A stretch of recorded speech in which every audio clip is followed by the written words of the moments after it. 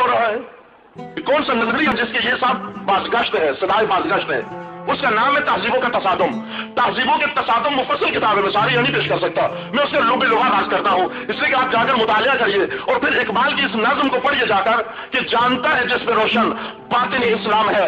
ये शैतान का कहना है, शैतान का अपना सदारती खुतबा पार्लियामेंट के अंदर, शैतानी पार्लियामेंट के अंदर, कि जानता है जिस पे रोशन बातिन अय्याम है, मज़दकियत फितना फर्दा नहीं इस्लाम है।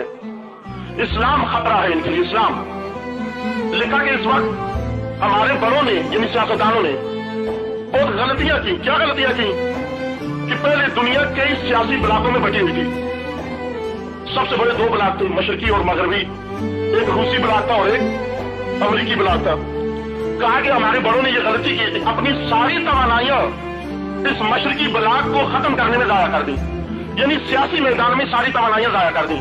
अगरचे सियासी तौर पर एक ब्लाक बना लिया, आज दुनिया एक ब्लाक में जिंदगी बसर कर रही है, लेकिन फिर भी कहा कि हमारा कब्जा दुनिया पर नहीं हुआ। फिर कहा इक्तिसाद की तरफ, इकोनॉमी की तरफ आए, आकर देखा कि देखें कि शायद इक्तिसाद को अगर हम अपने हाथ में ले लें, दुनिया के सरमाए को अगर हाथ में ले लें, दुनिया की पैदावार को अगर अपने हाथ में ले लें, दुनिया की मंडी को अगर अपने हाथ में ले लें, तो सारी दुनिया पर हमारा कब्जा हो सकता है। अब देख लिया आपने कि एक मंडी बनाकर भी, एक मार्केट बनाकर भी, इक्तिसाद पूरी दुनिया की कंट्रोल में लेकर भी, फिर भी देखा कि दुनिया पर कब्जा नहीं होता। फिर मिलकर बैठे, आज मिलकर बैठे कि खराबी कहां है। कहा कि खराबी है कि आप बेशक सियासी मैदान मार लें, सियासी मैदान का फातेह दुनिया पर काबिज नहीं हो सकता। आप बेशक इक्तिसादी मैदान मार लो, इक्तिसादी मैदान का फातेह दुनिया का काबिज नहीं हो सकता। आज की दुनिया पे काबिज वो होगा कि जो तहजीबों का मैदान मार ले, जो तहजीबों का मैदान मार ले। तहजीबों को आकर उन्होंने पढ़ा, कहा कि 8 बड़ी तहजीबें इस वक्त दुनिया में मौजूद हैं। 8 बड़ी तहजीबें, जिनमें से एक मगरबी तहजीब और उसके मुकाबले में 7 दूसरी तहजीबें हैं, जैसे चीनी तहजीब है, अफ्रीकन तहजीब है, मलाई तहजीब है। इन 7 तहजीबों में से एक कहा इस्लामी तहजीब है, इस्लामी तहजीब है। इन 7 तहजीबों का मुतालिया करने के बाद कि उस किताब का लुबे लुबाब है, कहा कि उन 6 तहजीबों में कोई जान नहीं है, उन 6 तहजीबों में कोई जान नहीं है। अगर एक तहजीब गलबा पा ले उस पर और उसको मिटा दे, उसका कोई पैरोकार न रहे, वो दूसरी 6 की 6 खुद ही मार जाएंगी, वो दूसरी की 6 की 6 खुद ही दब जाएंगी। कहा वो कौन सी तहजीब है जो सबसे ज्यादा खतरनाक है?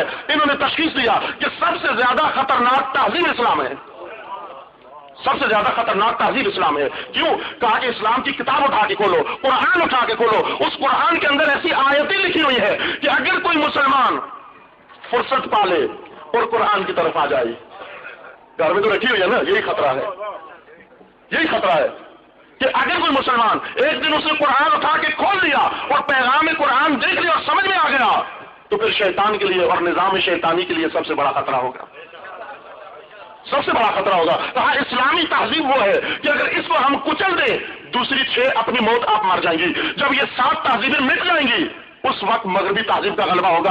आज दुनिया उसके कब्जे में नहीं जिसका सियासी कब्जा है, आज दुनिया उसके कब्जे में नहीं जिसका इक्तिसादी कब्जा है, दुनिया उसके कब्जे में है जिसका तहजीब पर कब्जा हो।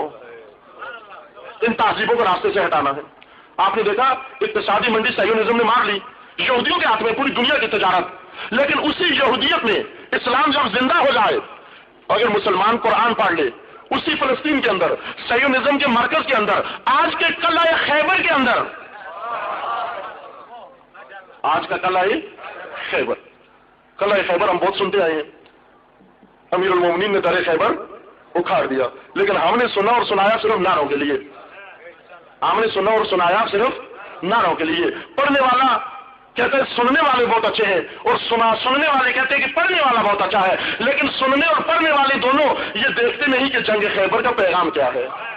जंग खैबर का पैगाम यह है कि जब भी यहूद इस्लाम के खिलाफ एक मजबूत कला बनाकर बैठ जाए और वहां से इस्लाम के लिए खतरा बन जाए, पूरे आलम इस्लाम को आजमाया जाता है, पूरे आलम इस्लाम को परचम दिया जाता है, अरबों को दिया जाता है, अजम को दिया जाता है, शख्सियतों को दिया जाता है, हर एक को बारी बारी परचम थमाया जाता है कि सयोनिज्म के चंगल से इस्लाम को निजात दो। लेकिन अगर कोई इस्लाम को बचाता है तो वो वली खुदा बचाता है।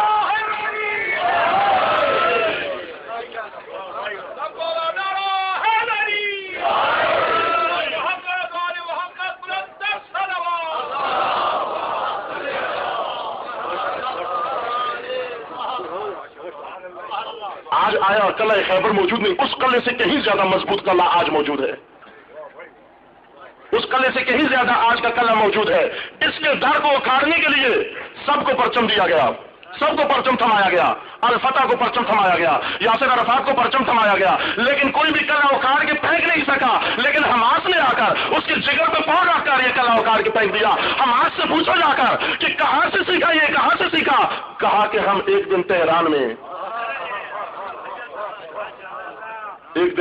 میں گئے، سیاسی ملاقات ہوئی، کس کے ساتھ؟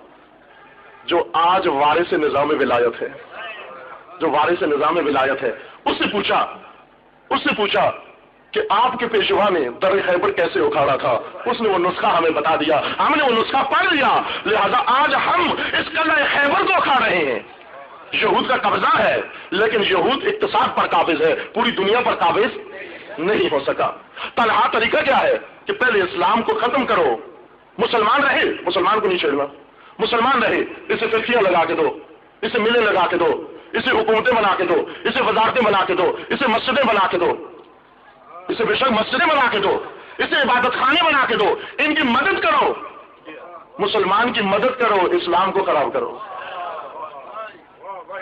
مسلمانوں کی مدد کرو، جہاز بار بار کے لے آؤ، جہاز بار بار کے لے آؤ، مسلمان کو مدد کرو۔ اس کے سامنے مدد کے اتنے انبار لگا دو، ڈھیر لگا دو کہ اس ڈھیر کے پیچھے سے پتہ ہی نہ ہو کہ شیطان کی فوج کیا کر رہی ہے۔